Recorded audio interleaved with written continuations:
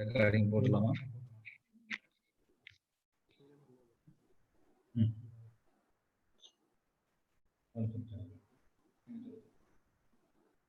Okay sir வந்துட்டாரா?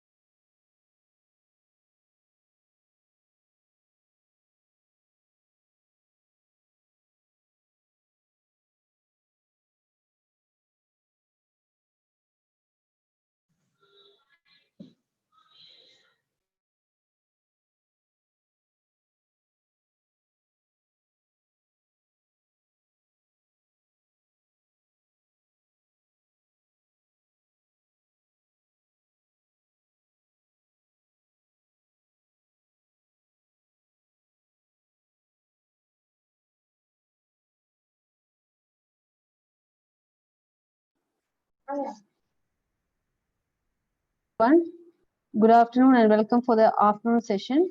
Now I request Dr. Gurusaravanan, Assistant Professor, Department of Botany, Bharatiya University, to introduce the speaker for the afternoon session. Thank you.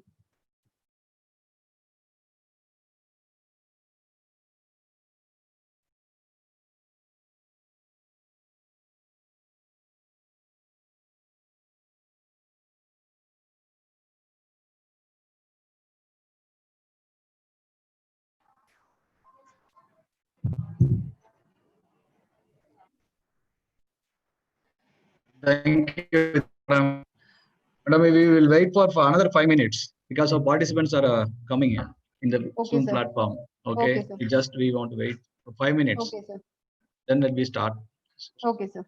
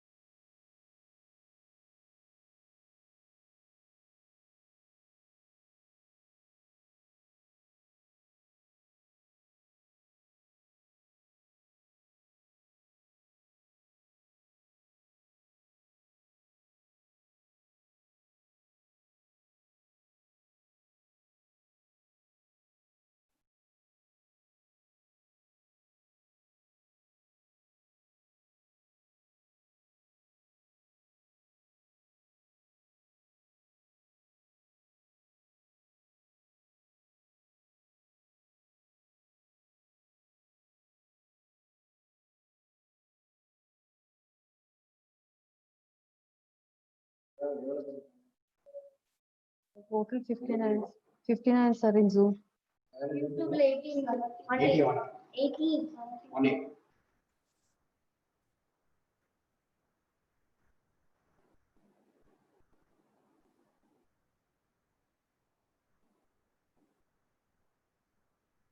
Arun sir.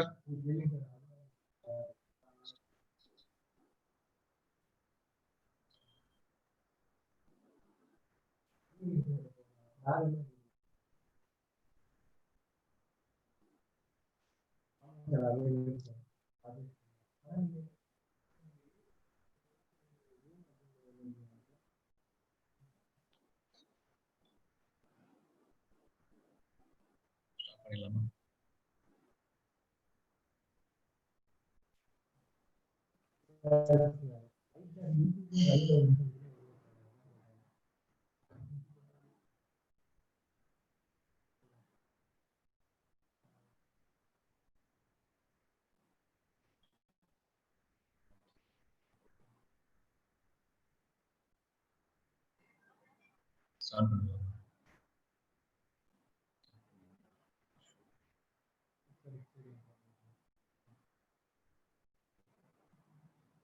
Vidya madam.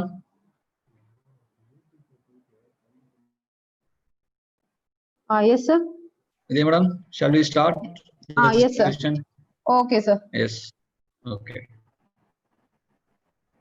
Good evening, everyone. Now, Rajesh sir. Sir, I request Rajesh sir to ask. Unmute sir. Unmute your. Yeah, sir. Okay. Thank you, sir. Thank you. Sir, how are you? Yeah, I'm good, sir. Okay, thank you, sir. Thank you, sir. Let's start with you, madam. Okay, good evening, everyone. I welcome all the participants for yet another exciting webinar session. I request Dr. Gurusaravanan, Assistant Professor, Department of Botany, Bharatiya University, to introduce the speaker for this session. Thank you, sir. Thank you, madam. So, very good morning to one and all. Once again, I welcome you all for ABS 2020. So, it's my privilege to introduce today afternoon session resource person Dr. R. Rajesh Kumar, senior scientific researcher. He is a professional, proactive professional with the experience of more than 11 years in research and teaching experience in national and international level in the field of microbial biotechnology. Currently is working as a senior scientific researcher in Institute of Nuclear Agricultural Sciences, China. Okay, he did his BSc in microbiology, the University of Madras. He completed MSc in biotechnology, Bharathidasan University, Trichy. And also, he did PhD in environmental biotechnology, Bharathidasan University, Tiruchirappalli. After completion of PhD, he moved to postdoctoral position. Postdoc in Chonpak National University, Korea, and also in Nankai University, China. Currently, he is working in Suzhou University, China. So he worked as an assistant professor in various institutions, such as Lovely Professional University, Punjab, and act as a head in the Department of Biotechnology, St. Joseph University, Nagaland, and also worked as assistant professor in College of Agriculture and Life Sciences, Chonpak National University, South Korea, and worked as a lecturer in Department of Bioinformatics, Jamal Muhammad College. And also, he has published more than 25 papers with cumulative impact to more than 40. And he has received several awards and honors. For example, few of them are World Environmental Day Hero 2019, United Nations, and the Young Scientist Research Award in 2015 by Tecon Environmental Research Organization. And also he received a Best Research Award by Asian Journal of Experimental Biological Sciences. He is a member of several professional bodies across the globe, a life member in Indian Society for Technical Education, and fellow of Society for Microbiology, Biochemistry, and Biotechnology, and member in World Academy of Sciences, Engineering, and Technology, USA, and also a member in ASEAN Federation of Biotechnology, Korea, and member in European Federation of Biotechnology, Spain. So these are about a short introduction about Dr. Rajesh Kumar. So now I hand over the session to Dr. Rajesh Kumar. Sir, please. Thank you very much, Dr. Gurusaravanan. Good afternoon, everyone. Welcome to the International Webinar on Advances in Biological Sciences, ABS 2020. I would like to give something, a glance. Okay, so maybe we should like to have like more than 78 or 80 slides, but I don't think so. I can cover everything in 1 hour. So, however, I will show you the key slides which may be useful for you. So, what are the traditional Chinese medicines? They are using it in China, and also what is going to be the future of medicine, nuclear medicine, how it's going to support us to find out the early stage of any kind of diseases or infections. So probably, so I'm going to take another 1 hour. So thank you for being a participant of this international webinar. All right, so before I start, I should give my sincere thanks to the Department of Botany and Biotechnology of Bharathidasan University, one of the most prestigious universities in India. And I thank the Vice Chancellor of Bharathidasan University and the Registrar of Bharathidasan University, and also the conveners, and also the Organizing Secretary, Dr. P. Gurusaravanan, and my beloved friend, Dr. M. Arun. Actually, both of the Organizing Secretary and myself, we are the product of Bharathidasan University. So where we were doing our PhD 9 years ago. All right, so here's my brief profile. I did my master's dissertation from Central Drug Research Institute, CSN, Lucknow. So where I did some of my molecular biology work in Leishmania donovani, which causes Kala Azar disease. And then after that, actually, I did my postdoc diploma in bioinformatics from SAIS, Government of India. Then I joined as a computer technology there for AstraZeneca Pharmaceuticals R&D at Bangalore. Then actually, I joined my PhD at Bharathasan University. So which is now ranking 60 out of 100 top universities in India. And part of my PhD work, I did it from Environmental Genomics Division under Hemant Purohit and Atay Kapile ma'am. Then after completion of my PhD, then I moved to, as Gurusaravanan mentioned, I did my first postdoc from a top 600 university in the world, that is Chonbuk National University. Then after that, I thought of moving into top 100 universities for doing my second postdoc at least. Then I tried and I got, but unfortunately the application was delayed. Then I moved to Nankai University, which is 377 out of 500 top universities.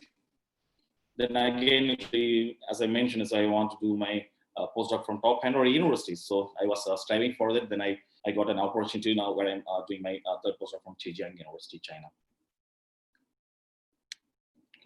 So apart from my academic and also research, I am running a charitable trust called Atavik Charitable Trust. In January 24th, 25th, I organized an international conference at the Puducherry, where Puducherry Chief Minister and the Puducherry Educational and Agriculture Minister and the former Chief Minister of Puducherry and the Tamil Nadu Industrial Minister were present.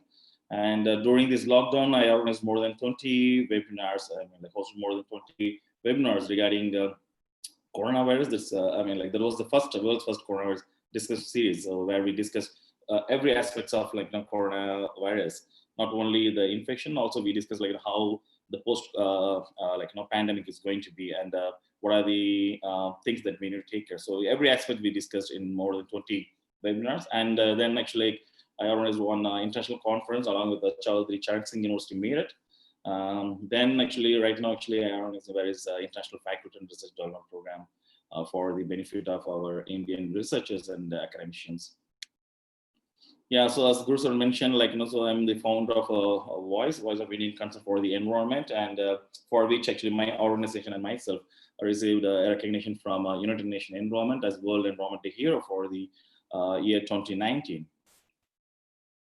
All right, so let's get to the core topic, actually, what we are going to talk. Okay, so this is a most liked person in Tamil Nadu. So you can ask anybody, they'll be starting anything with Prophet Thiruvalvar. Even recently, you could have noticed, the Prime Minister of India and most of the politicians, they used to start with a Tirukural, okay, which was written by Prophet Thiruvalvar 2,500 years ago. Okay, so the Tirukural has 1,330 couplets. Okay, couplets means in Kural. So this one is from the chapter called Porutpal. Okay, the section is called Porutpal, and the chapter is called Medicine. Okay, so Noi Nadi, Noi Mudal Nadi, Adudanikum, Vai Nadi, Vai Pichel. Noi innadendru ஆராய்ந்து நோயின் காரணம் அறிந்து ஆராய்ந்து அதை தணிக்கும் வழியும் ஆராய்ந்து உடலுக்கு பொருந்தும்படியாக செய்ய வேண்டும். So the exact transliteration of the English couplet. Okay, couplet means it's like a two lines, so that's why it's called as couplet. Okay, so the transliteration of the English couplet is disease, its cause, what may abate the ill, let leech examine these, then use his skill. Though the explanation, okay, the exact explanation of the couplet is, let the physician inquire into the nature of the disease, its cause and its method of cure, and treat it faithfully according to the medical rule. So this is how one should treat any kind of illness that is happening with any kind of living organisms in the in and around us. Okay, all right, so this is my disclaimer. Okay, so what are the materials that I'm using in this presentation are from open sources, and it's not belongs to me. And for academic professional activity, today's presentation is purely voluntary involvement. And yeah, so for my time efforts, I don't like, so I'm not going to take any compensation such as commissions, honorarium, remuneration, gift, and voucher from the organizers. Okay, this is one more important quote from Jar Santayana. Okay, so like this are the coronavirus is not new to us. Okay, so it was like started. I mean like first coronavirus was like found in the year 1960. So since then actually we are having coronavirus. However, like the pandemic or epidemic happened since like SARS coronavirus 1 actually, which was in the year 2002, and then later the MERS. Okay. But however, actually, we didn't like learn anything from the past. So I feel this quote will like match exactly what we are at the current situation. Okay, those who cannot remember the past are condemned to repeat it. Okay, so see, this is what happened actually. So we didn't remember what happened in the past. Okay, but so we are like repeating the same mistake. Okay, so which should not be done, and everything should be like taken care of before like going to get into any kind of like issues. All right, so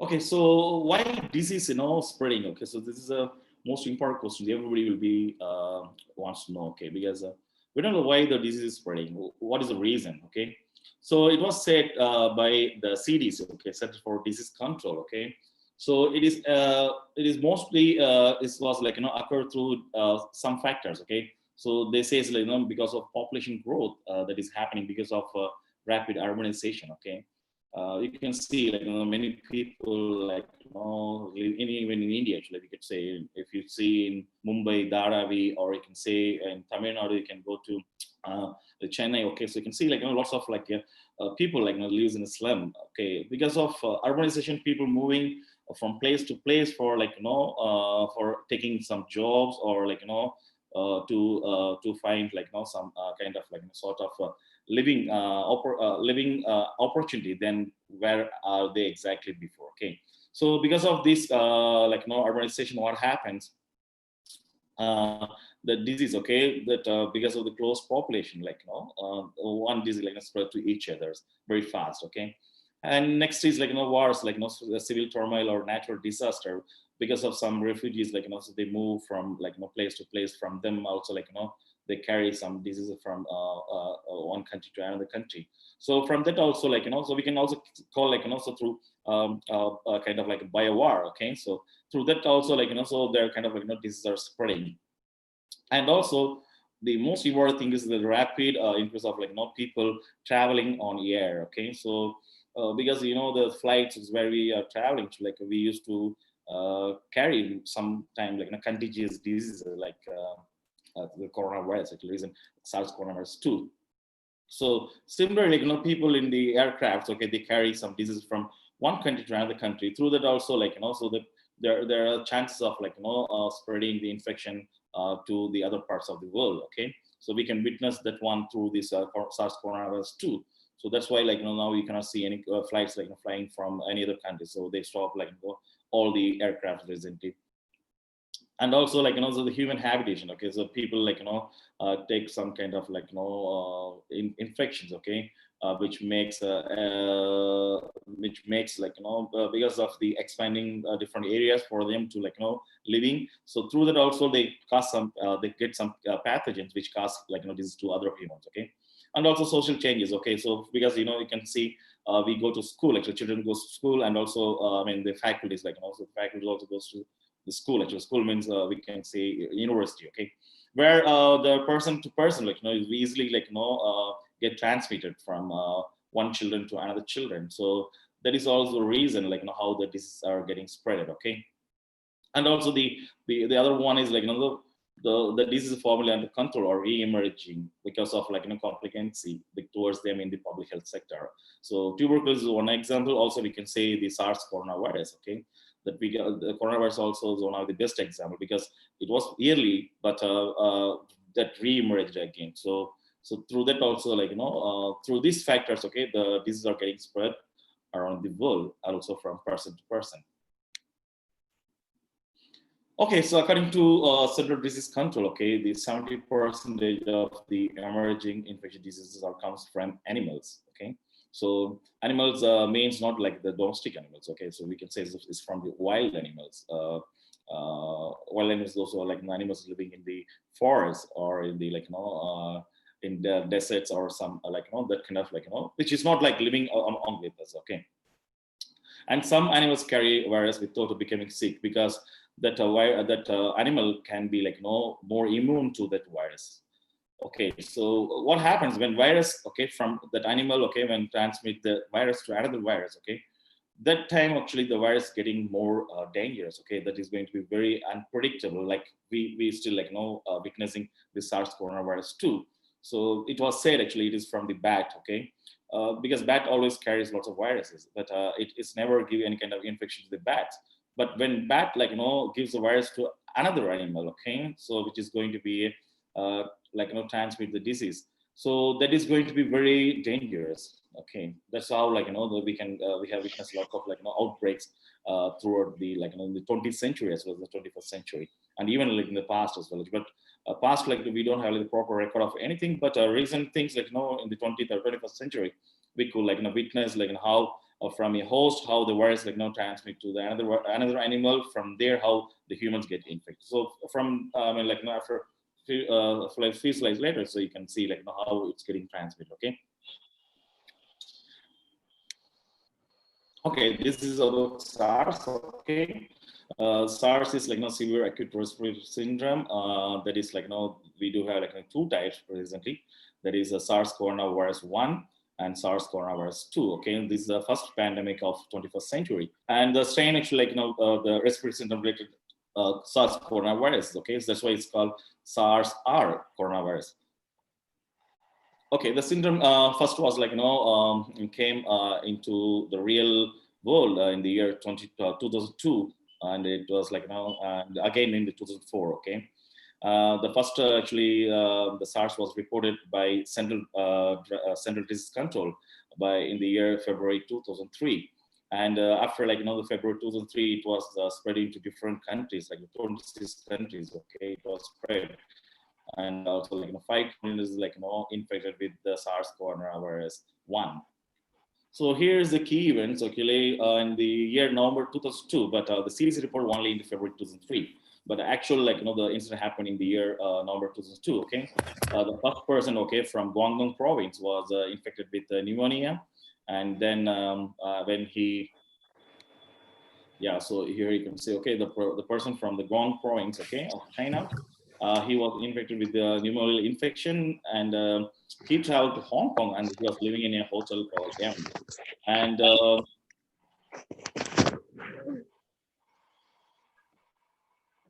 And then from him, from the person who stayed in hospital, from him, the infection, so unknowingly, spread to the other people, those who are living in the hotel. Okay, so you can see how the disease was contagious.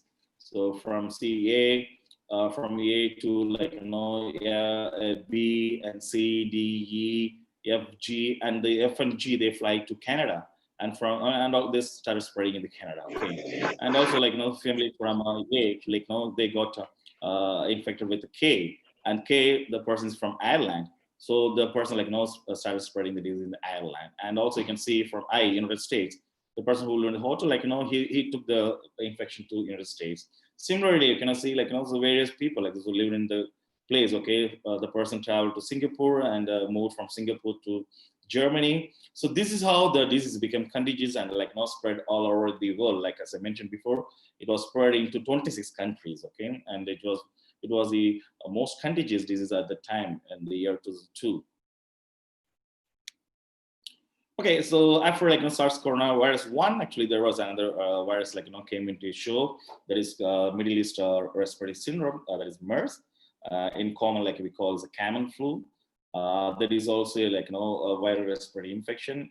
It is caused by coronavirus, but the coronavirus is MERS. Okay, the other one is SARS coronavirus. This one is MERS coronavirus. Okay. So MERS coronavirus so again it is believed to be originally from bats. Okay, But however, like, the humans are typically infected from camels. Okay, so that's why the infection is called actually, camel flu. So either it can, come from camels, or the person actually who was in contact with the camel. So through that also, the MERS, okay, the virus spreading to the other persons. Okay, and it was first added in the year 2012 in Saudi Arabia. And then actually the larger outbreak again has happened the year 2015 in South Korea, and again in Saudi Arabia in the year 2018. Okay. All right. So here's the timeline of the MERS. Probably you can, this is beautiful image is available. You can Google it. So this is not going to be important for us. That's okay. But however, so we should know the comparison of SARS coronavirus 1 and the MERS, and also SARS-CoV-2. Okay, so the first detection was November 2002, and the MERS was June 2012, and the SARS-CoV was in the December 2019. And so the most important thing is so the SARS-CoV-1 and SARS-CoV-2 originated from China, and whereas the MERS coronavirus originated from Saudi Arabia. And the abdominal distribution is large doses imported case in South China, Canada, and Asia. And the MERS coronavirus was found in 27 countries and regions in the Middle East, Europe, Africa, Asia, and North America. And whereas SARS coronavirus, as for actually the published data, okay, the time it was spread in 20 countries. Probably now the number might be also more than actually as they recorded at that time. And you can see the onset season is mostly during the winter, because during winter, the wind level and also the air will be very less. So probably because of that, actually, the people used to get this kind of pneumonial infection. And yeah, for SARS coronavirus 1, actually the natural host believed to be Rhinophilus sinicus, okay. And for MERS coronavirus, and still we don't know, but it's still actually it's believed to be bat. And even for SARS coronavirus also, it's believed to be bat, okay. And intermediate host, okay, from Rhinophilus to human, the intermediate host is civet, that is kind of a wild animal, which is considered meat in the Guangdong province. So it is found that from the natural host, the intermediate host was the civet, and from civet actually the people got infection. Whereas in the MERS actually it is found it is from camels, and from camels from bat to camels, and from camels to humans. Whereas the SARS coronavirus is believed to be from bat, and the intermediate host is believed to be Manis pentagata. Okay, so we will see in a couple of other slides. This is how the SARS coronavirus 2 actually originated, and it spread all over the world. Okay, the first in India, it was first reported in the in January 30th, okay, in Kerala, and from then you can see the whole history. Okay, so let's see what is the source of the SARS coronavirus. I mean coronavirus in general. Okay, yeah, so coronavirus, okay, so it's believed to be from bat. Bat carries lots of viruses. Even you can see in the temples in India. So we do have lots of bats in the temples. But however, the virus in the bats will not infect anyone. So the bat is not bat is not dangerous to us. Okay, but when this bat, okay, give the virus to the other animals, then it becomes very dangerous. Okay, so you can see this is the palm civets, as I mentioned before. Okay, so it was created in the Chinese market for meat purpose. From this civet, actually the humans, so those were connected with the civets, actually they got infection. Then it was became a community spread. Okay, then many people got infection. Similarly, the MERS, okay, from bat to the camels, and those humans, they were in contact with the camels, got the infection. From from them, that became a community spread. So as I mentioned, okay, see about the coronavirus was first found in the year 1960s, okay, and there are different kind of coronaviruses. That is SARS coronavirus in 2003, and HCOV-NL63 in 2004, and Hong Kong University one in 2005, and MERS coronavirus in the year 2012, and we do have now this novel coronavirus, that is coronavirus infection disease, later we named as COVID-19. And yeah, so mostly it infections the respiratory tract, and there are like two coronavirus infecting have been so far found, actually, as I mentioned before. There is SARS coronavirus and another one is MERS coronavirus. And the SARS coronavirus one is from the beta coronavirus, and the subgenus is sarbecovirus, whereas the MERS coronavirus is beta coronavirus, but the subgenus is merbecovirus. Okay, that's why the name actually came. And in the year, actually, there were 8,096 people has been infected with the SARS coronavirus, and it was found to be 794 deaths. And this SARS coronavirus spread through the palm sieverts. This is animal palm sieverts, okay?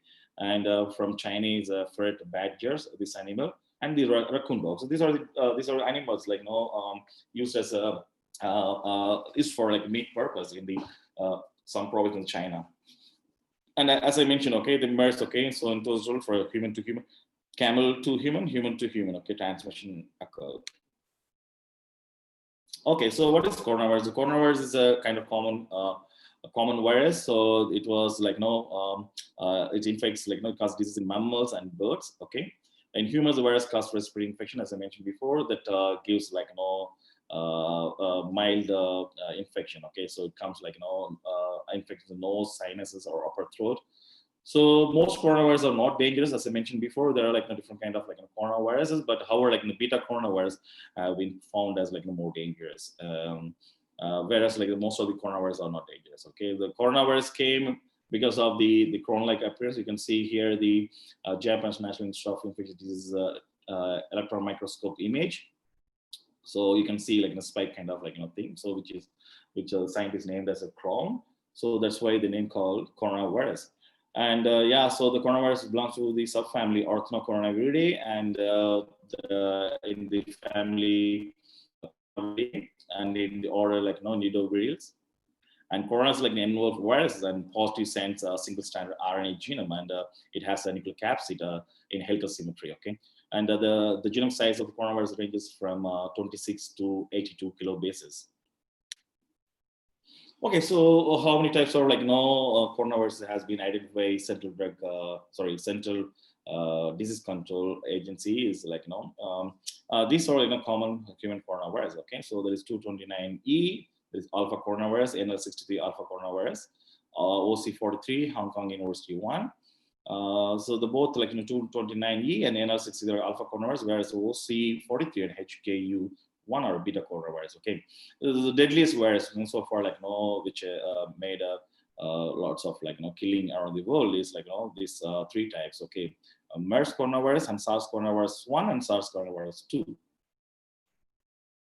And the most common viruses among humans are 229E, NL63, OC3, and some can evolve and cause human becoming new coronavirus. Okay, this can, but so far actually they didn't make any kind of big issues. But however, so it can become dangerous. Okay, so there are chances SARS coronavirus 1 is re-emerge, and it made lots of issues with this. So this is general information about the coronavirus. Okay, so the coronavirus has 4 types of protein. That is M protein, there's membrane glycoprotein, S protein, there's spike glycoprotein, and it has a nuclear capsid protein, N protein, and envelope protein, and it is, as I mentioned before, this has the RNA. Okay, so these are some of the basic information about the coronavirus. Yeah, so these are the 4 structural proteins. Okay. Yeah, so in SARS coronavirus, actually the spike, okay, the S mediates the attachment of the virus to the cellular receptor, and that is the ACE2, the angiotensin converting enzyme 2. Whereas the MERS, actually, the virus binds on cells using the DPP4, whereas here's the ACE2. Okay, so this is how the virus replicates. So these are some of the natural host and the intermediate host and virus that are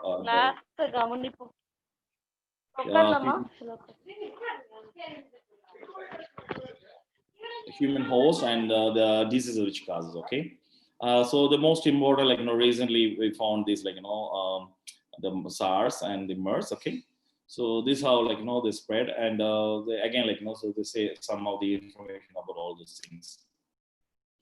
Okay, so let's see the genomes of SARS and MERS. So the length of nucleotide, as I mentioned, okay, for SARS is 29,724 nucleotides are there, and MERS like 30,000, almost like close to each other, and there are 11 open reading frame for each, and both has 4 structural protein, and the spike protein it has 1,255 amino acid, whereas MERS has 1,353, and the S1 subunit and the S2 subunit so that has different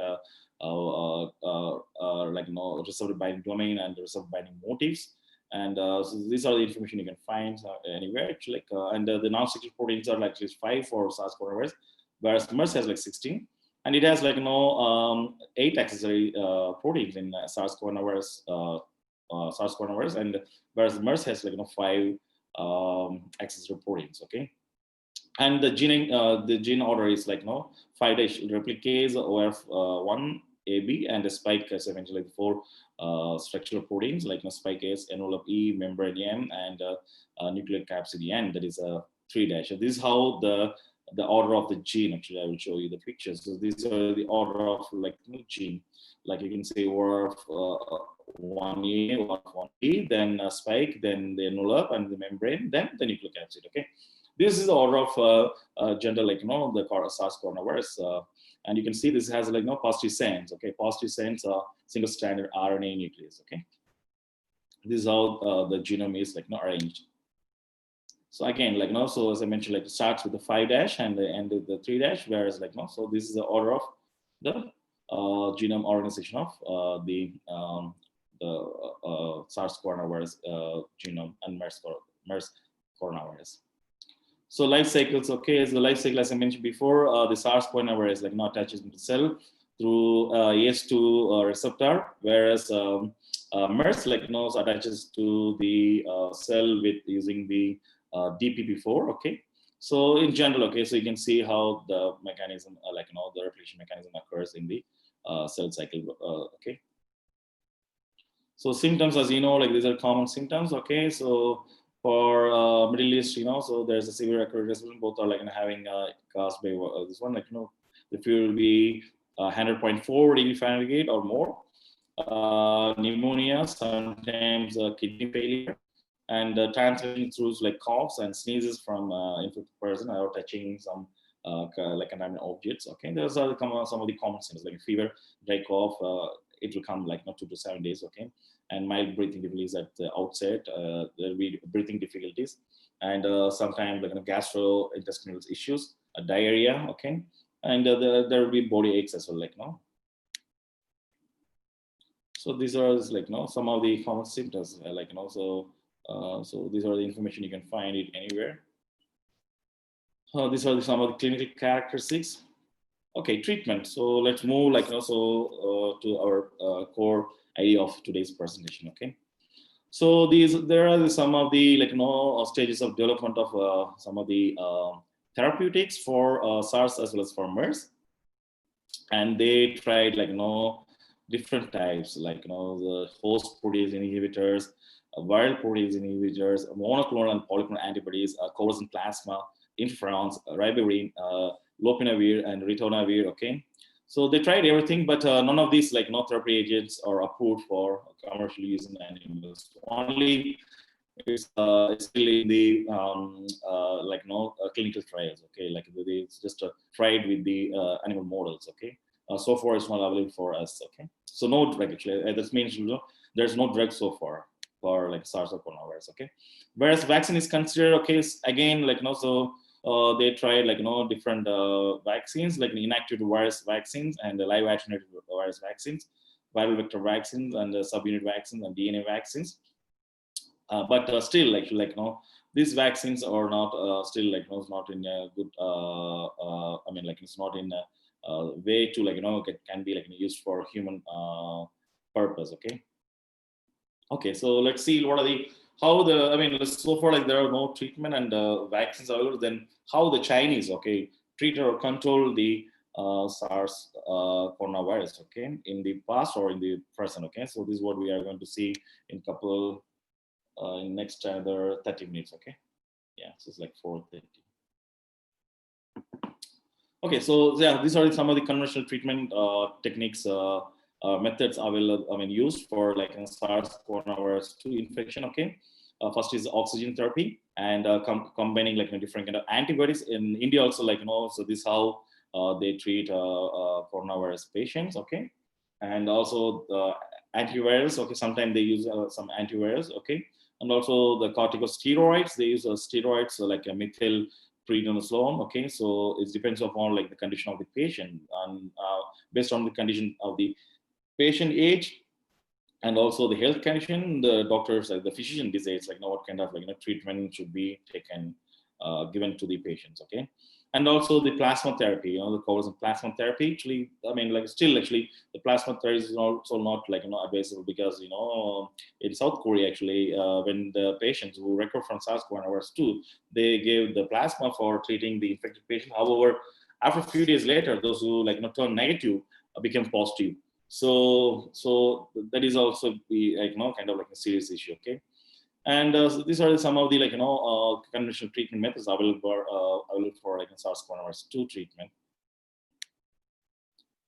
Okay, so let's see what is traditional Chinese medicine. Okay, so the Chinese traditional medicine is using plants. Okay, it's a phytomedicine. Okay, so this was used in Asian countries like China, Japan, and Korea for more than thousands of years. Okay, so I could say more than 2,000 or 3,000 years ago. Okay, based on its long history. Okay, clinical wide ranging effects of treatment and numerous diseases, and especially chronic diseases has been treated. Okay. And when when people started considering the traditional Chinese medicine is when the pharmacology Yu Tu Nobel Prize, he won the Nobel Prize in 2015 for physiology or medicine. Okay, and the discovery of artemisinin, okay, which is a key material for anti-malaria drug. Okay, so which saved lots of people through Chinese plant. Okay, through the I could say Chinese herbal medicine. Okay. From then, actually, people started taking traditional Chinese medicine even in the Western countries. Okay, and yeah, many people now they are looking for lots of herbal products as a cure of lots and lots of diseases. Okay, and now what happens, they are investing money, okay, for finding new drugs, and also they are trying to screen some new natural products, okay, that are going to help to come with new drugs, okay, which is going to benefit of the human population. And yeah, so the World Health Organization, so they estimate it is more than 80% of the world's population. Okay, so only relies on the herbs for treating or preventing any kind of infection. Okay, so even in India, we could say, especially in southern part of Tamil Nadu, wherever you go, any home, they used to offer you suka kapi. So there is a infection preventing drink. Okay, the suka kapi. Similar issue, so we also follow kind of traditional having herbs, okay, especially herbs for prevention of any kind of infection, also curing of any kind of diseases. Okay, and also China also so they, probably so we don't know how it was found. Okay, so the Yellow Emperor, okay, inner canon, that is called Huangdi Neijing, that is in Pinyin. Okay, so as I mentioned before, okay, so that was initiated or wrote in more than 2,000 years ago. Okay, that book contains multi volumes of considering the whole human body of different kind of drug, actually drugs in the fight of medicines. Okay, for using for treating infected patients in the olden days by the traditional medicine practitioners. Okay, in the Chinese traditional medicine, okay, so they follow 5 phases. Okay, that is wood. That is wood means that will be sore, and from wood to water. So water is like kidney, and salty. Okay, so they consider the water. Okay, so for that they use cinnamon. Okay, cinnamon kind of compounds. Okay, and also they use metals. Okay, so acrid, or they call chi. Okay, so for lung disease they use metals, and again metal like earth. Okay, the earth is for a spleen or a sweet. Okay, so for this they use astragalu. Okay, and it's constantly a spleen in rotating bolus. Okay, and again they use fire. Okay, kind of a bitter kind of taste for heart-related diseases. Okay, this is the 5 concepts of nature of traditional Chinese medicine. So similar kind of treatment also followed in India during the Buddhist period. Okay, so it is called 4 elements like earth, water, fire, and air. Okay, and still we don't know where these ideas are originate. Okay, so we can say if it can be from India, or it can be from China, or we still have no ideas from where it was originated.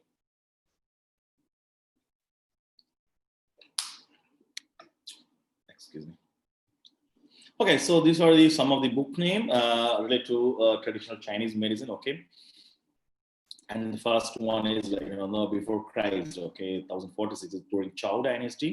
The book name is Chao Yi. Okay, the Chao Yi concepts like Yi Bing, and the Yi Bing was different from common cold. Okay, so mostly Yi Bing was a disease which has infectivity and easily lead to epidemic SARS coronavirus. Okay, so it's not like a common cold. Okay, so we have flu, we call flu, but this is not like a common flu. Okay, so this is something like deadly. Okay, for that actually treating that one, actually they wrote, they use Yi Bing. Okay, so those information can be found from this book. Okay, and after death of 2019 during Han Dynasty. Okay, Shang Han Lun. So this is the dialectical relation to treatment theory of exopathogenic disease like Shanghan. Especially this formulation was used for for more than 100 decades. Like you said, sorry, 10 decades. Okay. So this is different type of phenotypes of Shanghan. So I will show you what is this an Yiling Shanghan and everything. And in 83 of 41, Qin Dynasty, okay, Chou Hao Bei Ji Fang. There's a book name, so where you can find Wenni, Shanghan, and this kind of information. And in 8652 during Tang Dynasty, there's a Qian Jin Yao Fang. So there are many discussion of these theories actually they explain in this book. Okay. Also, they have given the proper prescription of various drugs in specific to any kind of infectious diseases. And in AD 1642, that is during the Ming Dynasty, Ben Yilun, this was the first book, medical book about systematic study of acute infectious disease exactly in the world. Okay, so that book actually came in an exact book of Western medicine, whatever they consider. Okay, similarly, the book also comes with the etiology, and also that comes with the pathogenesis, and also the syndromes, and the treatment way of what kind of treatment of disease actually. During that time, actually, the plague was in high, actually. That is called Da Yun Yin. Okay, so there is a clinical presence for the plague. Okay, Da Yun. And AD 1794 during Qing Dynasty. Okay, the Yi Chan Yi De. This book deal with the cause of plague, the main points of diagnosis and treatment, and also what are the common symptoms. Okay, and the prescription is Qin Wen Bai Du Yin. This was this is a well organized material of all kind of information about how the theories and also the methods. Okay, so all those things is a well organized manner. Actually, they publish this kind of books for traditional Chinese medicines.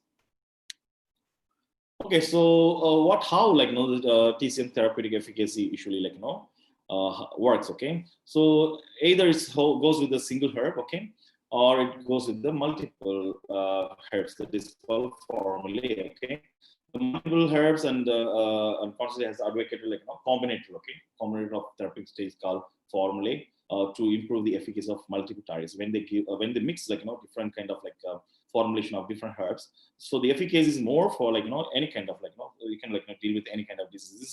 This is a basic idea of traditional Chinese medicine.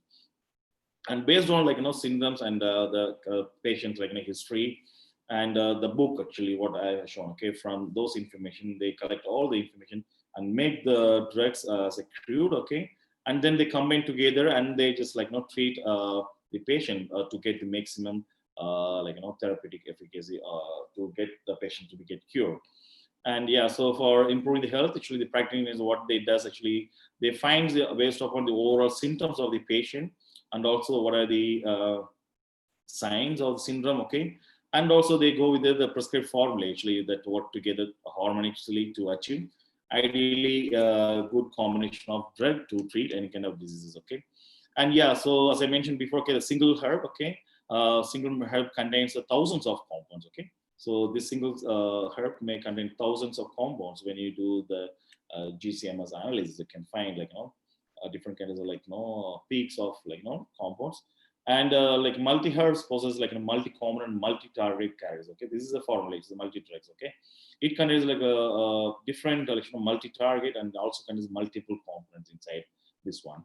So either they depends actually the treatment depends upon like what kind of like the disease the patient has. Based upon that, they will choose whether to go with the single herb or with the formula. Okay, typically the formula, okay, which contains several herbs, so could comprise hundreds of compounds as a complex system that looks contains lots of compounds with the diverse in that contains like different kinds of chemical structures. Okay, it has a different biological activities and interaction among the compounds. Okay, that happen between like so since they are using like a multiple compound, so one compound may be dependent upon the other compound. So in that way, actually, like the drug works efficiently to cure any kind of disease, any kind of these are like kind of like particular kind of disease. Okay, and also the content for each component varies greatly. So it changes from the way of like the compounds they make. Okay, and many Chinese like therapeutic herbs contains co-treatment, as I mentioned. Okay, so it combines two different compounds, or it can be mono treatment, can be with one compound. Okay, and I mean the such like the such kind of like practice is to like give a sufficient effective as low doses. Okay, so that's the reason they have the different kind of like preparation.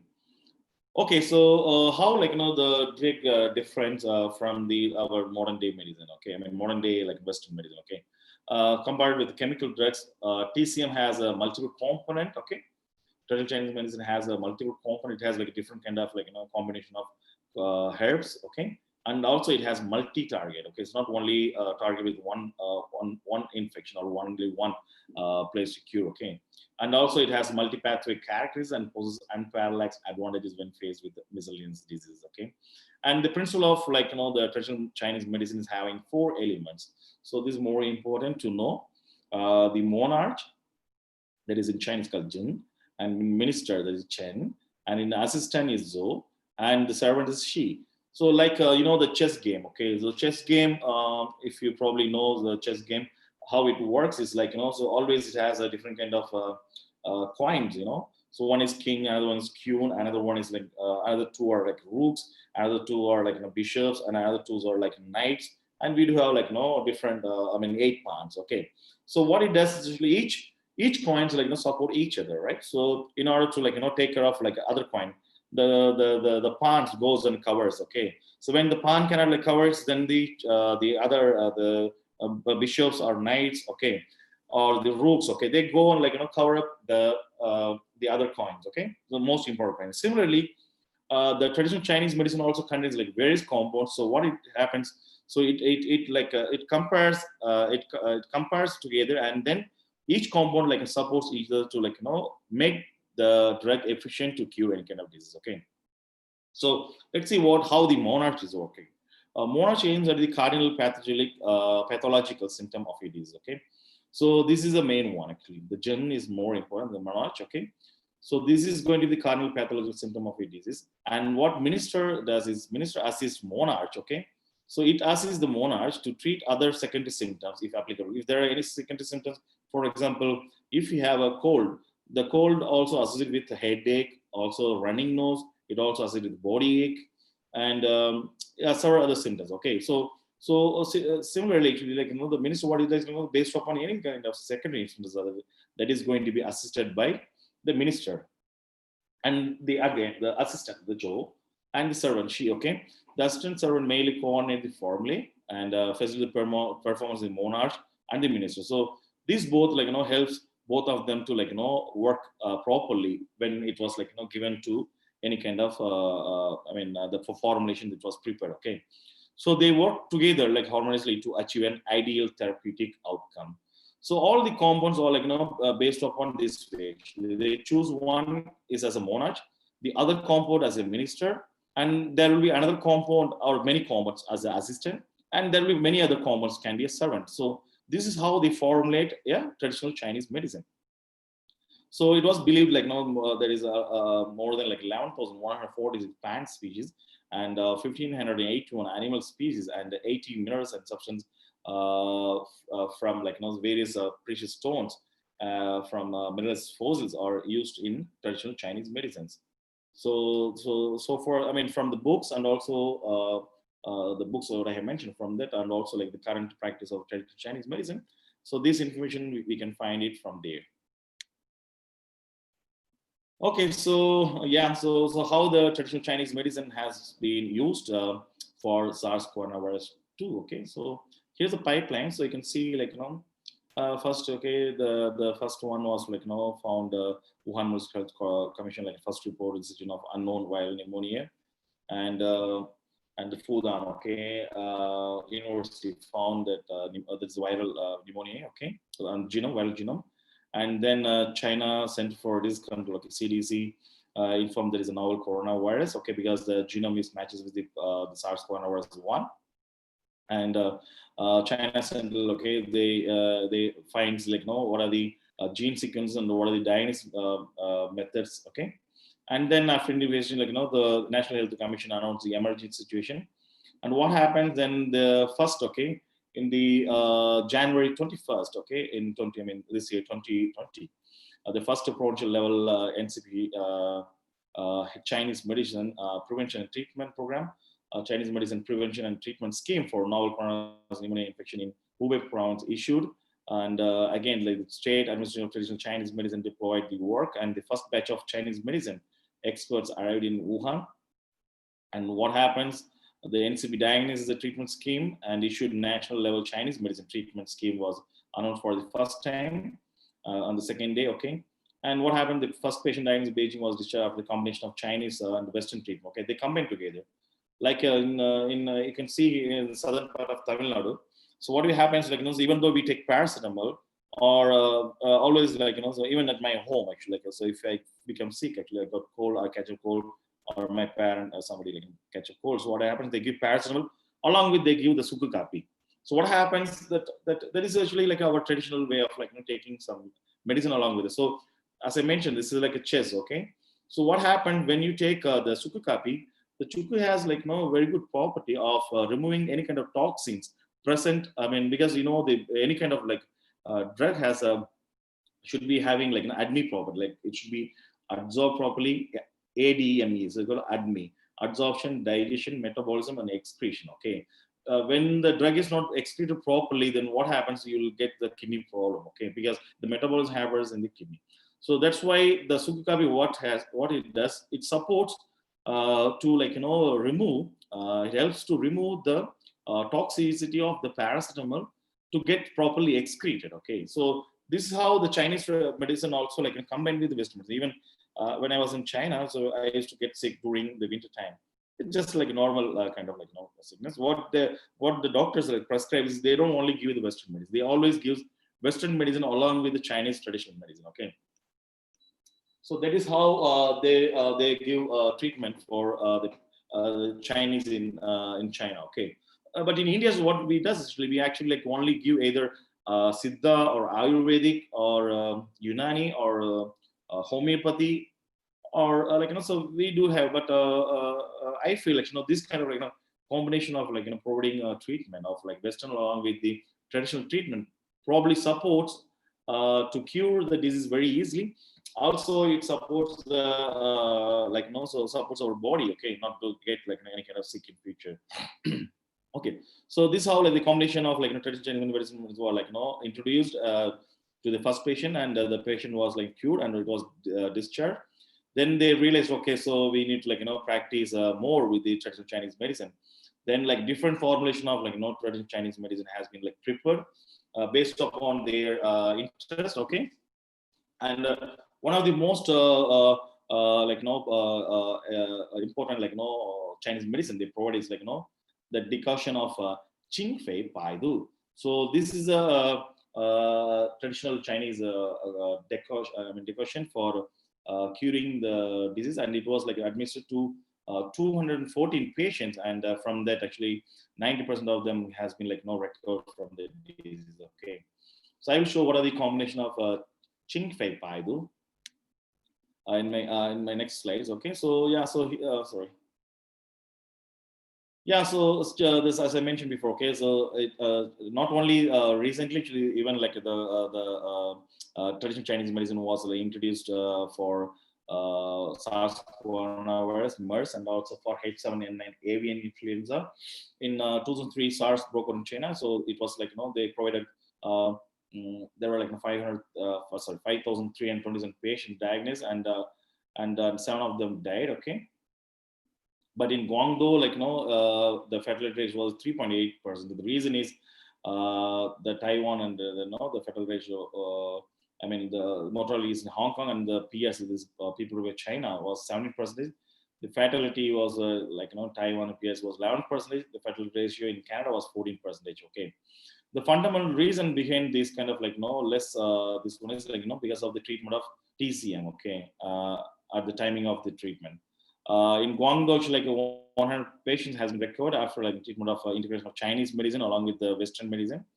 Among the 112 cases, 105 has been recovered. And in 2013, actually, H7N9 avian influenza, okay, they also use the traditional Chinese medicine. Whereas for MERS also, the government of Chinese government issued the traditional Chinese way of diagnosis and also treatment. Okay. So in the early outbreak, okay, as I mentioned, they used a Qing Fei Bai Du Tang. Tang means water. Okay, in Chinese, Tang is water. So we can say the Du Tang is a kind of like a decoction. So we make a tea decoction, coffee decoction, we make, right? So the Du Tang means a kind of decoction. Qing Fei Du Tang is screened by the National Administration of Traditional Chinese Medicine, and it was widely recommended nationwide. And this is this Qing Fei Paidu had 4 different classical prescriptions original from Chang Han Lun. Actually, as I mentioned before, okay, so the book called Chang Han Lun. From the book, actually, the 4 different classical prescriptions based on one that they prepared the Qing Fei Paidu Tang. Okay, after treatment of this, actually, 90% of the patient has been recovered, and they became. They recovered, and also they left the hospital. Okay. And in total, they made actually the Chinese medicine. 21 kinds of Chinese medicine has been introduced, which is mainly different classes. This book called, as I mentioned, the book before, okay, Shan Han Lun. So these are some of the important decoctions. Okay, this Qing Fei Pai Du Tang. So these are some of the other decoctions, which traditional Chinese medicines, like a chukukapi. We call in Tamil, we call chukukapi, and kabasura neer, something So we also used in Tamil Nadu kabasura neer, kudi neer. So similarly, this is also kind of combination of those things. Okay, ma xing qi gang tang and xiao chai xiao chai hu tang, she gan ma huang tang, and wu ling san. So these are some of the decoctions traditional Chinese medicine decoctions they used for treating this SARS coronavirus. Okay, here is the main combination of Qing Fei Pai Tu Tang. Okay, Qing Fei Pai decoction. Okay, you can see here. This is a in Tamil Nadu we use Adimaduram or Ashwagandha. Okay, something. Okay, so the glycyrrhizar radix. Okay. This is the most important combination of any kind of drugs. What are the drugs they prepare? And also you can see cinnamon. Okay, and in Tamil Nadu also even in India also we use this kind of compounds for making various kind of drugs. And these are the other combination. Okay, this 1, 2, 3, 4, 5 combination of compounds has been used for Shangan Ma Huang Tang and Ephora herb Armenia sesame and the gypsum fibrosum, glycyrrhizar radix. These are used in Ma Xing Chi Gantang and Shua Chai Hu Tang. So here they used biblophorid radix, sclerotic radix, pineal rhizoma, and this is for Tang. by Dutan, actually, progesterone herbal, CTR precursor, Dioscrasia rhizoma, Auranthifractus immatures. And whereas for ruling sun, they used cinnamon ramulus, Alismatis rhizoma, polyporus, and Atractilo, these embrasa, and Poria. Okay, Poria. So these are the different kind of traditional Chinese medicine compounds. Okay, they prepare based upon this combination, and also they formulate. Okay, they don't give just like that. Actually, they formulate it properly before administering the patients. Excuse me. Okay, so as I mentioned before, there are other formulations also made. Okay, this is a Jinhua Qingwan granule. Okay, this consists 12 herbal components. Okay, and this was used to recovery rate of lymphocyte white blood cells. Okay, and this helped many patients to come out of the dangerous situation after administering this Jinhua Qingwan granule in 2.5 days. Okay, and sometime they treated with the granule for 8 days, and mostly 10.3 days. So it shown very good improvement to the patient in the year 2009 when the patient was got H1N1 influenza, that is infection. Okay, but again it was also used in the SARS-CoV-2. And the Lianhua Qingwan capsule granule, okay, this contains 30 herbal components. So any patient with fever, cough, fatigue, okay. So this is a preventive, we use Kabasuranir Kudinir, okay, and also Chukukapi. So this is for prevent to get any disease getting into worsening, okay. And this one Chuanfai by the granule, this also contains 13 different herbal components, okay. And it's detoxify the lungs. Okay, I mean if there is any kind of infection happening in the lungs, so what happens is a Chuanfai by the granule. So it goes and detoxify the lungs and clears the dampness and heat. And yeah, so if the patient has any more symptoms, though the patient gets recover from the disease. Okay, so you can also search what are the compounds they use. But the most important thing, if you want to conduct any kind of research related to the traditional Chinese medicine, probably we do have similarities between Indian way of treatment, or also Chinese way of traditional treatment. Okay, what we need to find is we need to first look after what are the herbal components they used. Okay, from that we can formulate get those components and formulate it in a different combination, and the combination probably formulate properly, then we need to evaluate for in animal models. Then we can also come with some novel herbal treatment for any kind of infections. So one can try this kind of research in their laboratory. And this is one is this was used in the SARS epidemic 2003. That is a Chubijing injection. Okay, so the injection contains 5 herbal extracts. Okay, so what it does actually is detoxify and remove the blood stasis. Okay, if there is any blood stasis, actually what happens, it removes the sepsis. Okay, I mean it's mostly used for treating the sepsis, and it contains Western medicine as well. Okay, and the experiment was done actually the 710 cases. Okay, around 30 hospitals, and from that actually they reduced the mortality rate, and 8.8% of severe patient has been recovered, and the staying in the intensive care unit also reduced, and the hospital days also reduced for 4 days. So the patient has recovered in 4 days, then they return back to their normal life after giving this Chu Beijing injection. And the Huaxi Baidu formula. Okay, so Chinese Academy of Chinese Medical. Okay, so they made a formulation using 14 herbal components, and this was first treated in the Wuhan Jingyinfin Hospital. Okay, so what happened? What does actually the Huaxi Baidu formula is? It detoxify, remove dampness and heat from the body to relieve cough to achieve inner body balance. So even you can see in traditional Indian way of medicine, treatment. So far we don't have any kind of a proper record of anything as far actually our Siddha medicine is concerned. But how there are kind of researchers that keep on going to look after what are the components or formulation that can be made to come up with some kind of medicines. Okay, for a cure of any kind of disease. Whereas like the Chinese medicine is considered actually mostly the Chinese traditional medicine or like a supportive medicine. Okay, they also give Western medicine, but most of the time the traditional Chinese medicine is going to be the supportive medicine for the Western medicine to recover from any kind of diseases. Okay, so this is for lung cleansing and detoxing decoction. Okay, so this is also from Changhan Binglun.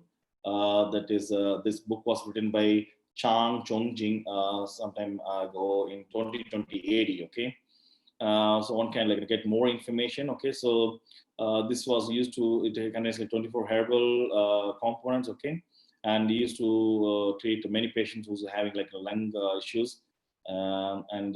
This decoction, okay, this is a decoction contains like multiple cell signaling pathways, which helps to like each cells to communicate each other, and then actually what happens, it inhibits the growth of the virus. Okay, the inhibition replication of the virus. Okay.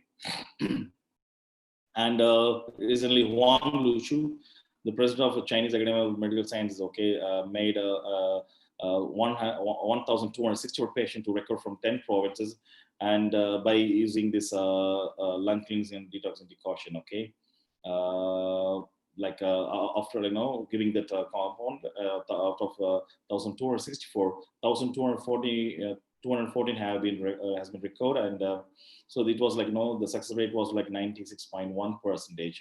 So what I'm saying is like so even like in India also we do have lots and lots of compounds. The problem is like we don't have any proper formulations, so that need to be done. Okay, so here there are like Chinese patent medicines, so one can try. You can find, these are, like all the compounds available online probably. You can like try to find what are the combination of the chemical components of these drugs. Okay, so these are used for recently for the SARS-CoV-2. These are some of the formulations of some traditional Chinese medicine used for SARS-CoV-2. This is In Chiao San, Yu Ping Feng San, Sun Yujin, and Yu Ping Feng San, Lian Hua Qing Wen capsule, and Shuang Huang Lian, Ma Xin Gan Shi Tang. So these are some of the you can like these compounds are probably like this is English, so it will be more easier for us to like also get find or get the similar herbals, okay, from India. So we can also try to make some formulations to treat any kind of disease. So this contains actually each chan contains fructus forsythia, floss lonicerae, radix platycordines, herba menthe, herba loptari, lopatheri, and radix glycyrrhizae. Actually, this is glycyrrhizae, this one, adimadram, and herba schizopetene, and fermented soybean, and fructus arti, and rhizoma phragmitis. And Yu Ping Feng San contains astragalus radix, astragalus membranosus, astrolitis macrocephala, and Cephosnicove radix, and the Sangju Yin and Yu Peng Fan San is contained like chrysanthemum, mulberry leaf, and other 6 herbs. Okay, and Yu Ping Fan San. So this one, so along with this combination.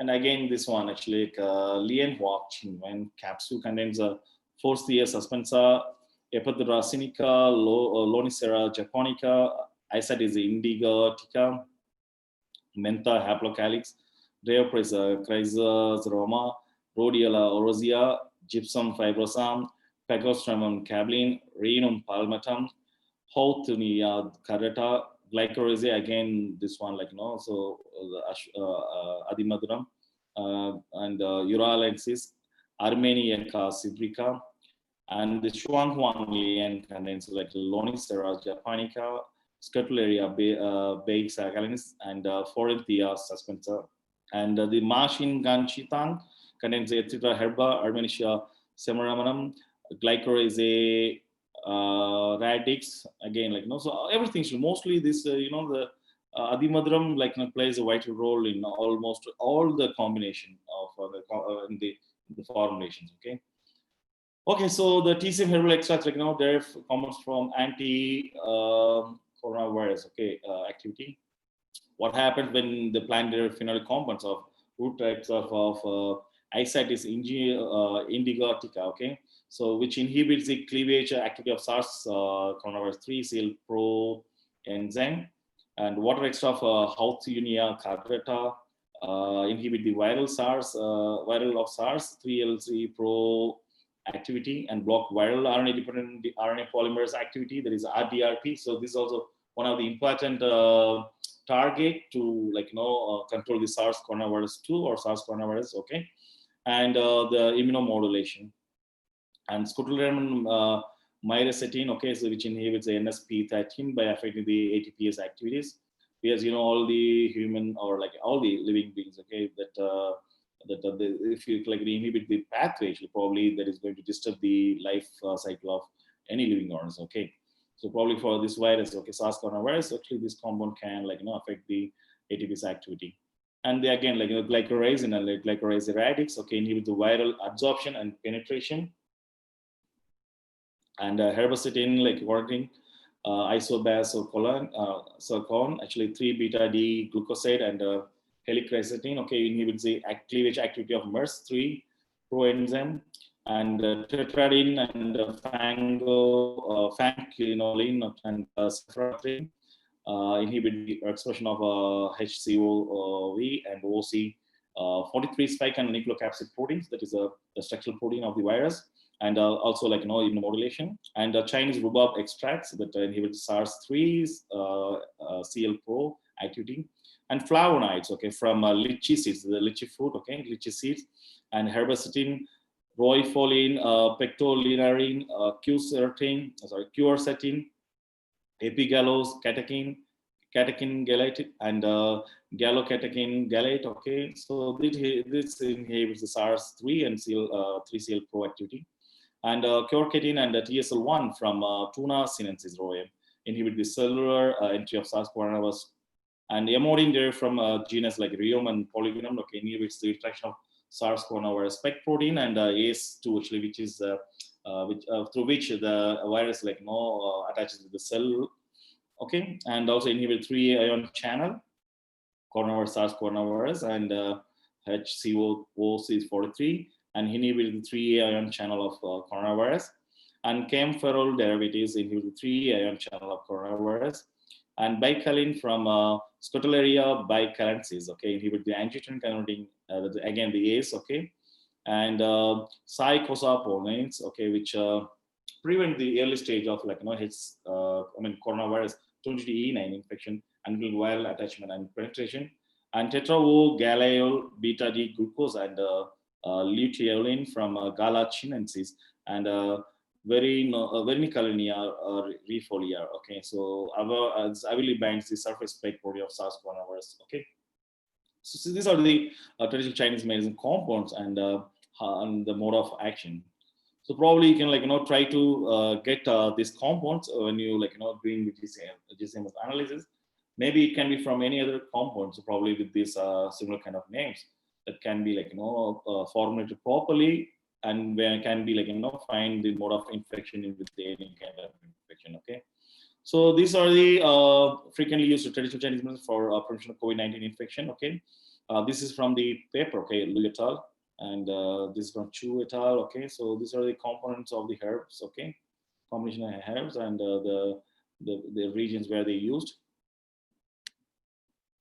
And here are the TCM recommended by 6th edition of guidance of diagnosis of treatment COVID-19. Okay, so these are some of the Chinese patent medicine, as I mean before I show, right? So these are some of the patented one for COVID-19. Yeah, these are the ongoing traditional Chinese medicine, okay, for clinical trials for the treatment of SARS-CoV-2. Okay, so still it's registered, but still the clinical trials are going, okay. Okay, so at last, okay, effective herbal-based formulation has to be discovered or restored from ancient literature, especially in India. So because so far, as we have seen, so most of the combination of the components used in the traditional Chinese medicine are similar to especially the Siddha medicine of India and also Ayurveda. Okay, so what we can do is so we should we need to formulate properly of different kind of herbals, and we need to find some novel drugs, okay, or treatment methods from that actually we can restore our our traditional way of treatment of any kind of diseases. And also we need to look after different kind of herbals, where we can get various bioactive compounds, and through that we can formulate new drugs. Okay, so I have nuclear medicine, so I'm going to cover very fastly in another 15 minutes. Okay, so infection diagnosis techniques. Okay, so what happens? So as for the SARS coronavirus is considered. Okay, so it's not the early stage of disease identifying. Okay, so even most of the diseases are always, whenever you go to hospital, they say, okay, for example, cancer. What the doctor says, okay, you brought in the critical stage, so it will be very difficult to save the life. So what happens, because the reason is we don't have any kind of early stage of detection of any kind of diseases. So mostly what happens, so the conventional methods. Okay, so what we do is actually diagnosis, and we do rely on the examination, and also we culture the organism from the infected foci, and then actually we go for doing the treatment process. Okay, so what happens when you go for this kind of conventional methods? So it always time consuming and insensitive, and also the results often obtained too late to give the start the treatment for saving the life. Okay, so this mostly clinicians use. Okay, they use give the treatment based upon the laboratory test, clinical radiological test, and other aid diagnosis make any decision. Okay, before they give any start any treatment. So these are some of the current laboratory methods to diagnose methods used for predicting or finding any kind of disease. Okay, so one is the erythrocyte sedimentation rate, and another one is WBC count, and another one is the acute phase proteins and the cytokines. Okay, so what happened when you do this kind of lab tests? These tests are not specific enough to discriminate between whether the person has an infection or inflammation. Okay, so that is very difficult to find out. So we need to find some new methods, new techniques. Okay, especially based upon the immunology or microbiology. So from where we can differentiate whether the person has infection or inflammation. So through that only we can come to know what kind of infection the patient has. Then the clinician or physician can start the treatment. So there are two types of imaging techniques which supports us to find out any kind of some disease. Okay, so that is based upon structural or functional, and structural imaging systems are we do it through visualization. Okay, so where by using the gamma emitter radioisotope will be there, from where we can visualize where the infection or inflammation is there. Okay, so these days we do have this kind of methods. One is X-ray, and another one is US, that is ultrasonography, CT scan, and MRI. And these are based on important anatomic alternation and possibility of a precocious methods. Okay, diagnosis methods. So what happened? These methods are not will not best for localization of the infection at the early stage. Okay, so what we are talking about the early stage of detection. Okay, so these procedures are very significant, but it's not that effective to find out the stages of the early stage of disease. Okay, so the results of these techniques are unsatisfactory in the early stage of diseases, but the nuclear medicine. Okay, so which are functional. And can therefore identify the infection at the early stages. So we see what is nuclear medicine. Okay, nuclear medicine is a highly multidisciplinary specialty that develops and uses instrumentation and radiopharmaceuticals. That's what we call radioactive isotopes. Okay, so process and non-invasive diagnosis and treat identifying stages of a disease. Okay, so from this we can find out what stage the patient it is, and what kind of treatment can be given to the patient exactly. So this is going to be the feature of the treatment of any disease, and many new researches are going on in the nuclear medicine. So I'm going to give a glimpse of the nuclear medicine. Okay, so the radiopharmaceuticals, that is the radioactive isotopes or molecular and cellular structure, and it was labeled with the radionuclide and are now applied to patients after appropriate quality control. Okay, so they will check whether the patient, what is the condition of the patient. Based upon that, they give any molecular cell structure, okay, that will be labeled with a radionuclide. Okay, so this is like tracer. Okay, the radionuclide is used as a tracer to locate where exactly the infection or inflammation is and what exactly it is. Okay, and the radioform is usually made up of two components. Okay, so one is a basic substance for localization in a desired tissue or organ, and the other one is like the radionuclide for tagging to the basic substance to emit gamma rays that can be detected and imaged with a gamma camera. So what is the so what is the efficacy? Then we can so based upon the efficacy of the radiopharmaceutical, we can come to determine what exactly it is. Okay, and the radiopharmaceutical, there is a radionuclides. Okay, localizing the inflamed or infected tissue in the body. The radiopharmaceuticals emit gamma rays that can be detected using a camera, and yeah, so that can be detected after the image is captured by using gamma camera. And the radionuclide, so that emits the emission, okay, based upon the non-invasive technology, which is a quick, sensitive, and specific method to detect as well as locate lesion at any anatomical site and the early stage of the disease. Okay, so this is it's not necessary. This is just an introduction. Okay, so in nuclear medicine, what happens? Okay, radionuclides are combined with the other chemical compounds or to form the radiopharmaceuticals. Okay, so this is how they make. Okay, this is how they formulate. They may be the chemical compound can be any antibiotic. Okay, can be any antibiotic. That antibiotic will be attached with a specific radionuclide. Okay. The together of radionuclides and with the antibiotics called radiopharmaceuticals. When this radioform, okay, the antibiotic along with the radionuclides, okay, administered into the patient, the radioforms will target a specific organs or cellular receptors and bind to them selectively. Okay, based upon the location, actually, based upon the chemical compounds activity. Okay, it goes and binds to the specific place from where we can identify what kind of disease or infection or inflammation it is. Okay, and the external detectors, as I mentioned before. Okay, so the gamma rays. Okay, so that is going to be used, and it can be easily captured as an image. And yeah, so this is actually, as I mentioned before, this is called as a tracer. Okay, so when disease is present, the tracer may be distributed or processed in a different way to when no disease is present. So here is a traditional method and molecular image. So one can see how the disease can be infection or disease can be detected. Okay, whereas the traditional methods, you can see the sample, the biopsy will be taken, and then it will be grown in a cell culture and but also it's going to be very expensive. Whereas in the imaging, the radionuclide, nuclear medicine, okay. So you do not take any biopsies, non-invasive biopsy. Okay, so give them component inside. So it exactly goes and binds to the specific place. From there you can get emitted with some rays. Okay, that rays actually captured as an image using the PET or CT.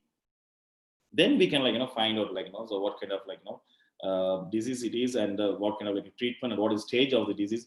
So everything can be done in short span of time, also in an exact time actually of the disease. So this is how it works actually. You can see here this is a bacterial cell. So the bacterial cell will be the compound, the ray, the radionuclide, okay, will be attached. That is here you can see the compound radioisotopes. Okay, so I'll show you some of the examples. When it attached to there, and if there is any bacterial infection, okay, so it attaches here. You can see it's attached here. Then when it was observed under PET or SPECT scanner, so we can quantify how many percent of the bacterial infection is there.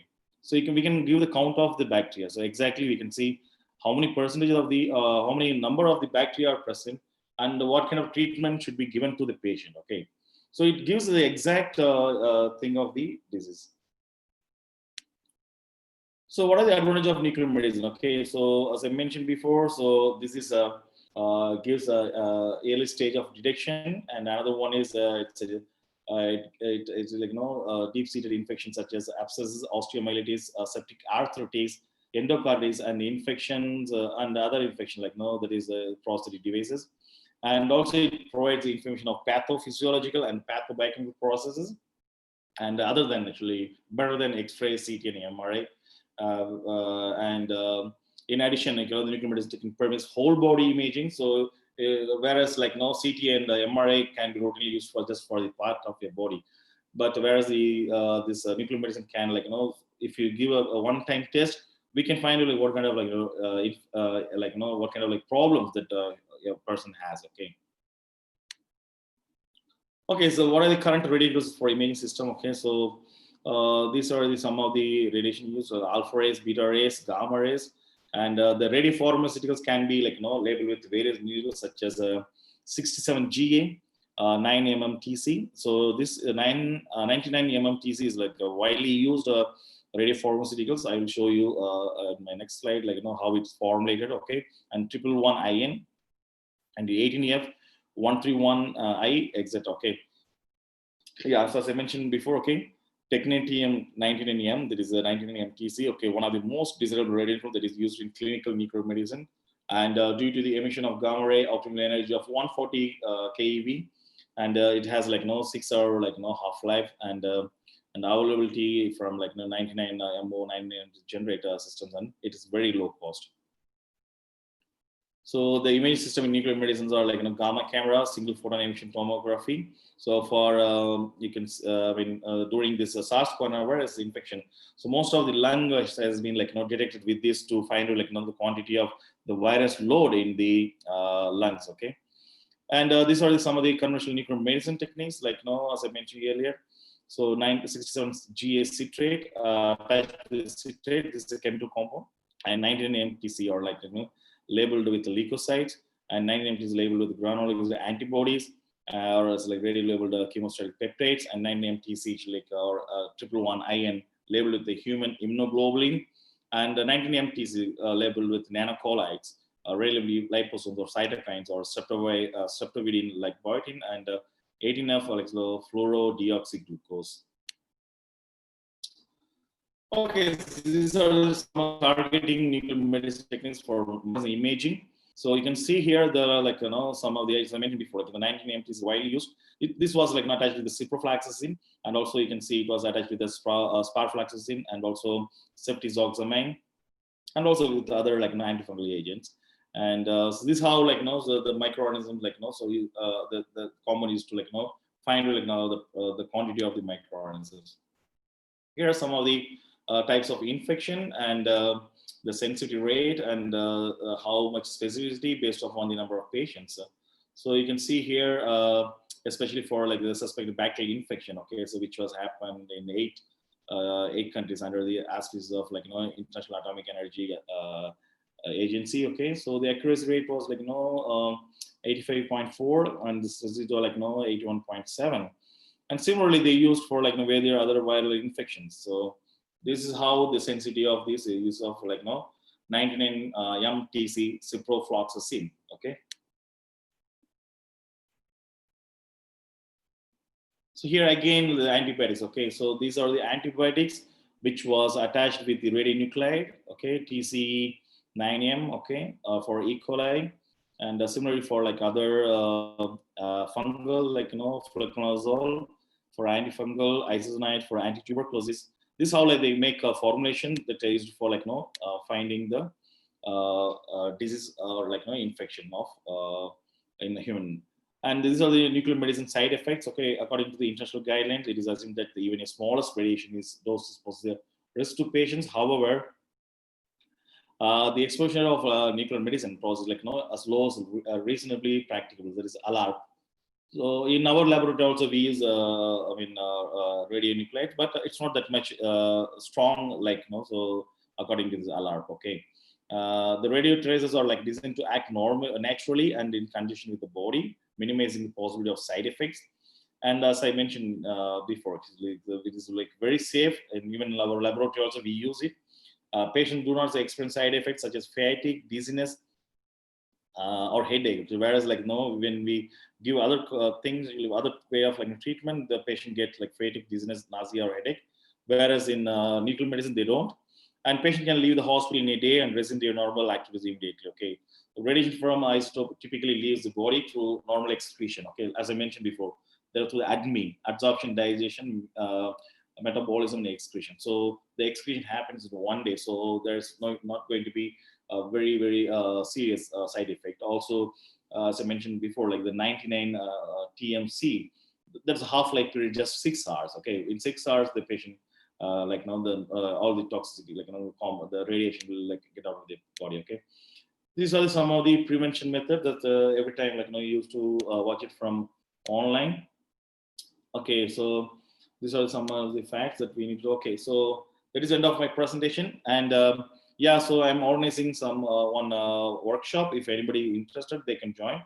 This is about the essential bioinformatics for life science researchers, which is going to cover like genome analysis, transcriptome analysis, and variant and like mutation detection, protein structure and domain analysis. If anybody interested, like log on to www.tinyurl.com/biotools2020. So where you can get the information. Also, you can go to Facebook page, Sim Biogenica. You'll get this brochure. Yes, Thank you. If there are any questions, I'm ready to take. So this is it.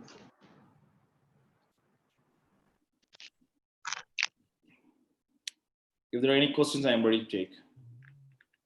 Thank you, sir. There are some questions from the audience side, which I would like to ask. Yeah, please.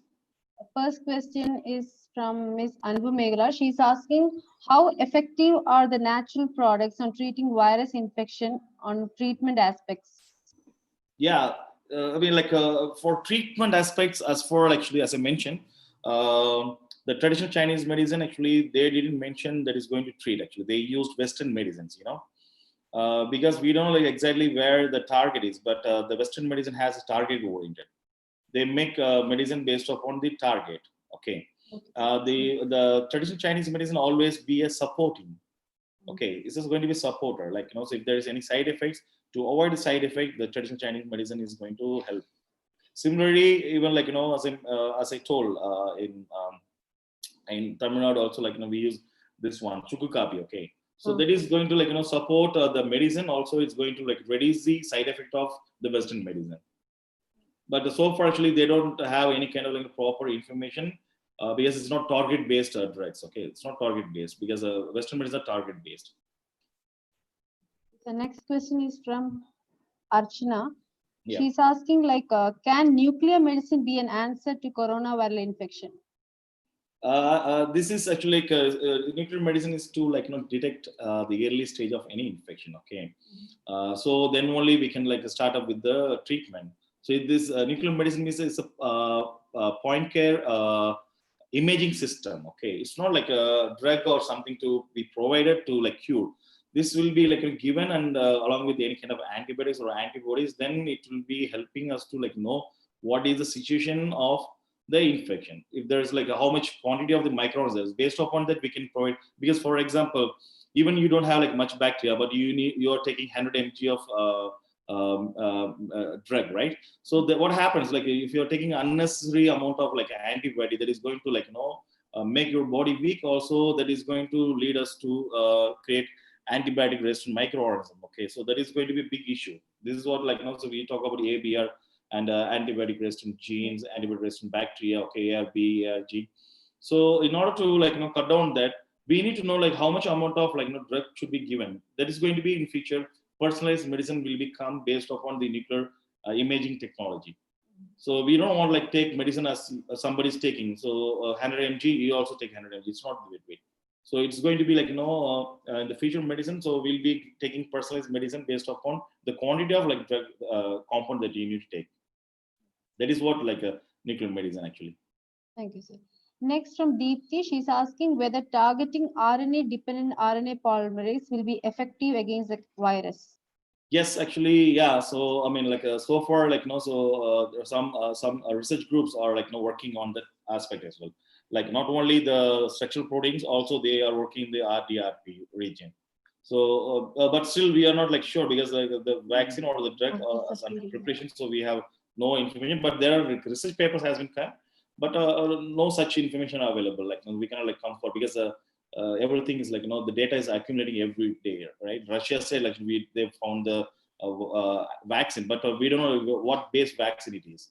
So everything is like in the data accumulation. So we cannot come for any kind of conclusion at this time. So Dr. Rekha Kokandi, she's asking like, is there any chances of reinfection with other strain in COVID recovered patients? Yes, possibilities are there. Possibilities are there. As I mentioned before, actually, like, in South Korea, for this SARS coronavirus 2, the patient has been recorded, and also the patient given their plasma for like treating other positive patients. What happened, like after 10-15 days later, actually, like, those turned negative, turned positive. So there are chances are there. Okay, so next is from Vishalakshi. She's asking like, does plasma therapy really help the COVID patients, and what is your opinion about this treatment? Yeah, I told you the same answer. Yeah, Yes, that goes with the same answer. The next, like the effectiveness of Siddha medicine and Ayurvedic medicine along with allopathy medicine, what is the effectiveness, sir? Yes, it's good actually. That's what I told you. Like Yes, sir. I shown you in the traditional Chinese medicine, they use monarch, like servant, so the every drug actually based upon that they prepare. Similarly, we can also come with the kind of like formulations, because Yes, we don't have any proper formula. There's a problem actually. In India, actually, we don't have any proper formulation. Even we have no idea actually what it does. So if you formulate with any basic idea or like theory, because Chinese traditional medicine have some theory. Based upon the theory, as I mentioned before, like they have the 5-element theory, right? So based upon that, they are like formulating any kind of drugs with this kind of like the component, the 3 elements. So we can also like develop something, so we can like give any Western medicine along with the traditional Indian medicine, so that, we can like get recover from any kind of this very fast. Yeah. Okay, so finally the last question, like the synergy, how will be the synergistic effect of when we are using multiple herbs? Sorry, come again. Like the synergistic effect of various herbs when we are using one formulation, what will be the effect of that formulation when we are using multiple herbs? Yeah, that we need to like find out, because we cannot Yes, say actually what are the common, based on the components only we know, right? Yes, every component has different bioactive property, it has this different chemical property. Okay, so when you formulate, then you need to find out like what component has what property, because it's not only single compound, right? The single so when you're having like I mean, in my present I also shown like formulate single herb, okay? Yes, sir. Well, formula has many herbs you are using, so you may have multiple targets. Whereas single herb may be having many components, but it will have a single target. Okay, so we should know what exactly the herb it is. Thank you, sir. Now I request Dr. Arun Muthukrishnan, Assistant Professor, Department of Biotechnology, Bharatiya University, to give the vote of thanks.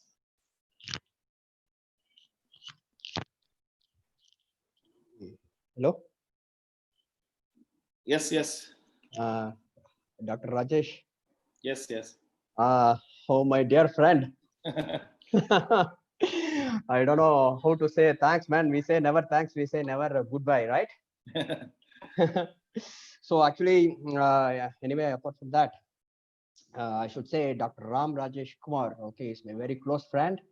He's a very eminent scientist. I think you can, from his presentation itself, it was a continuous presentation for 1.5 hours, fully packed information of related to traditional Chinese medicine and nuclear medicine with respect to the recent pandemics. Like he started everything in detail, right from how it is getting originated, how it's getting spread to different animals, and how it reaches humans, and like all the things. Like even Rajesh, we are very much surprised to know about your Chinese pronunciations.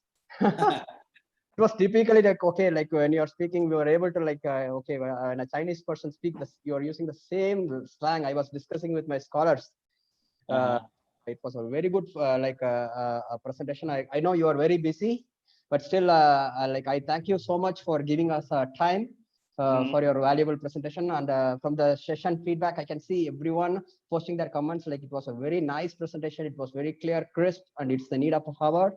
So it was a very, and I also say like the topic you've chosen was like one thing is traditional aspect and another thing is about advanced nuclear medicine, like both. Exactly.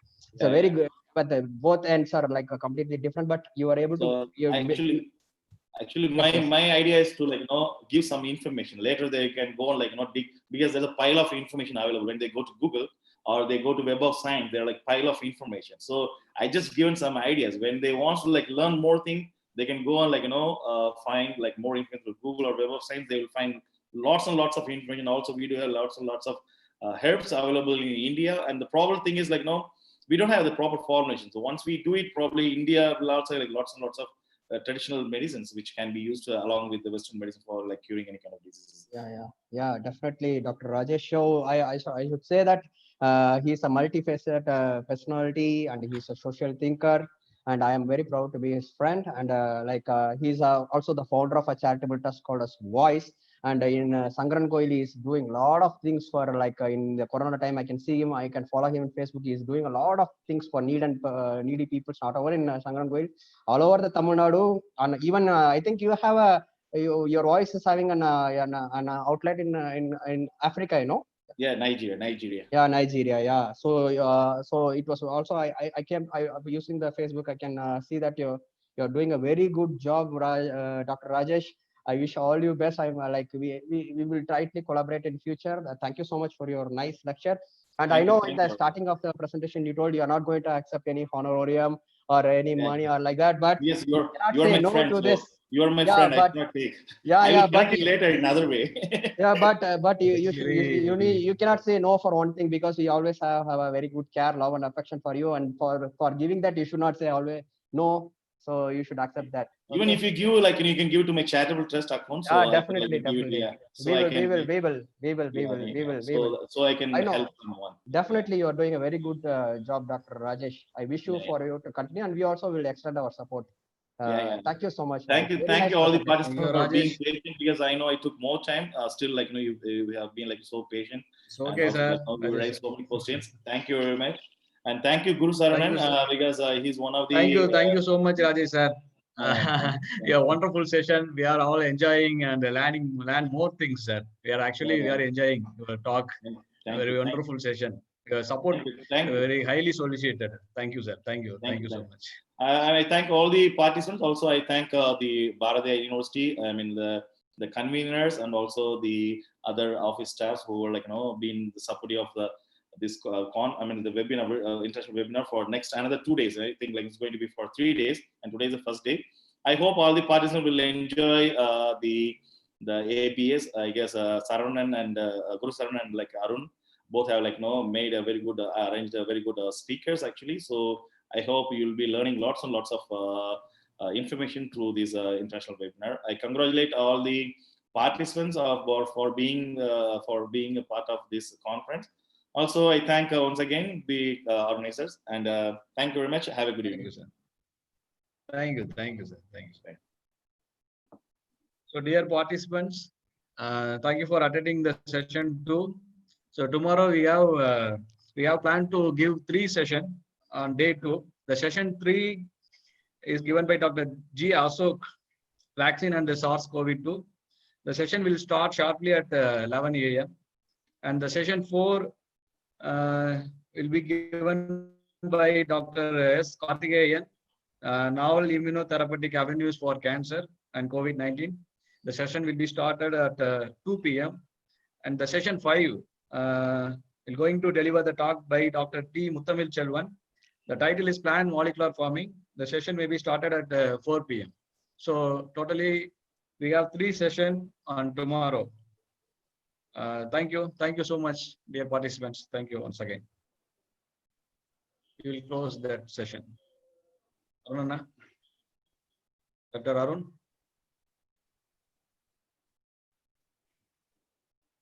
Yeah.